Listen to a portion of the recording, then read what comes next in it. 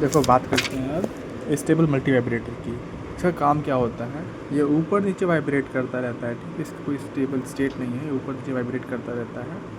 और इसका कंस्ट्रक्शन कुछ ऐसा होता है, कैपेसिटर लगा होता है जो कि चार्ज होता है। देखो कंस्ट्रक्शन के साथ वर्किंग बताना पड़ेगा। तो ऑप एम्प यहाँ लगा है, दिख रहा है कि नहीं?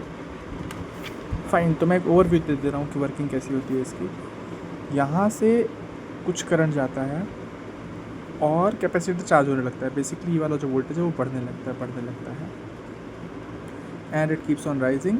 करस्पॉन्डिंगली ये भी बढ़ते रहता है, क्योंकि R1 इसका कुछ इतना वोल्टेज बनेगा ना, तो ये भी लगातार बढ़ रहा होता है। एक पॉइंट ऐसा आता है कि ये चार्ज हो जाता है पूरा, एंड ये वाली जो चीज़ है ये इससे ज़्यादा हो जाती है, ठीक है। तो फट से हमारा जो ऊपर से वो नीचे चला जाता है, क्योंकि ये नेगेटिवली बच जाता है, कुछ तो होता है ऐसे, ठीक है। कि इसकी जगह पे ये ज़्यादा हो गया तो सारा जो वोल्टेज था वो minus B side, beta V side बन जाता है, ठीक है। अब एग्ज़ाम के लिए ज़रूरी क्या चीज़ है कि तुम्हें कंस्ट्रक्शन आना चाहिए इसका।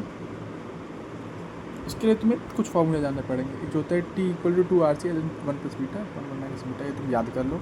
इसका मतलब क्या कि इसका जो एक पूरा साइकिल बन रहा है, इसका टाइम पीरियड कितना है, हो गया, ठीक है।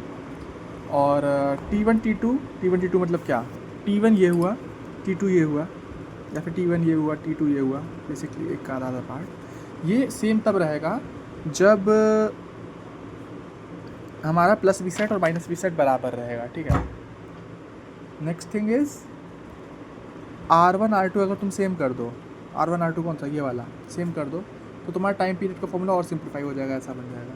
Let's go to a question कि फ्रीक्वेंसी अगर कुछ दिया हुआ है, ठीक है, तो 2RC Ln 3, RC यहाँ पे क्या है, R ये बन रहा है, C ये बन रहा है, ठीक है। कंफ्यूज नहीं होना, R1 R2 मैंने लिख दिया इक्वल, बट ऐसा नहीं किसी वैल्यू R के इक्वल है। कर सकते हो, that does not matter, but हाँ, it's not actually the case.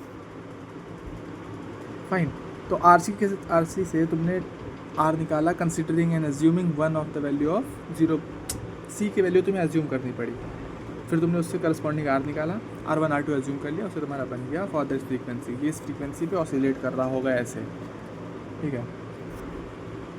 ये भी याद कर लो, क्या पता पूछ लो, बस भाई नंबर आ जाएंगे आपके। I hope